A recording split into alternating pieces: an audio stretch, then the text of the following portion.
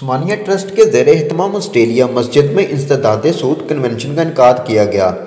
مقررین کا شرکاء سے گفتگو کرتے ہوئے کہنا تھا کہ انکار کریں جو تاجر حضرات ہیں، اسی طرح اس حکومت پر جو لوگ بھی سوشل میڈیا کو استعمال کرتے ہیں بار بار ان پہ یہ میسج دیتے رہیں کہ آپ اس قوم کے مجرم ہیں جب تک آپ سود ختم نہیں کریں گے۔ کبھی معیشت بحال، کوئی اصول ہی نہیں ہے مسلمانوں کی معیشت کے بحال ہونے کا سوائے اس کے کہ ہم سودی نظام نہیں لیں۔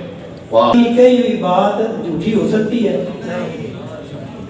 اور یہ کہنا کہ اگر ہم سود نہ لیں تو معیشت ہماری برباد ہو جائے، بلکہ میں کہتا ہوں کہ اگر آپ سعودی نظام کو خیر بات کہیں گے تو آپ کی معیشت مضبوط ہوگی۔ پاکستان کلمے کے نام پر بنا، اسلام کے نام پر بنا، نعرہ لگا تھا کہ پاکستان کا مطلب کیا، لا الہ الا اللہ، اور آج بدقسمتی یہ ہے کہ ہم 72 سال کے بعد 73 سال کے بعد مطالبہ پاکستان میں کر رہے ہیں کہ سود کو ختم کیا جائے، اور حالت یہ ہے کہ قرضے اتنے زیادہ ہو چکے کہ اب سود کا راستہ اختیار کرتے کرتے پاکستان کی معیشت کا جہاز خدا نہ کرے ڈوبنے کی طرف جا رہا ہے۔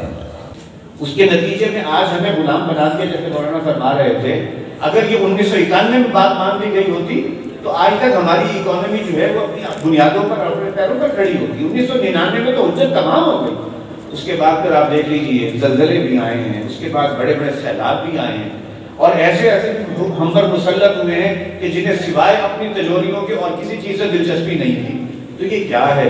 یہ اللہ کی طرف سے عذاب ہے کہ اگر تم نہیں مانو گے تو ٹھیک ہے بھگتو بھائی، اس قسم کے حکمران بھی بھگتو۔ اس اعتبار سے ہمیں یہ سمجھنا ہے کہ اگر ہم نے کوئی اسٹرگل کرنی ہے تو ہمیں اسٹرگل آئینی بھی کرنی ہے۔ کنونشن کے آخر میں مولانا عبدالرؤف ملک کا کہنا تھا کہ سود کے خاتمے میں تمام افراد کو مل کر کردار ادا کرنا ہوگا۔ اس لعنت سے نجات پائے بغیر ملک میں ترقی ممکن نہیں۔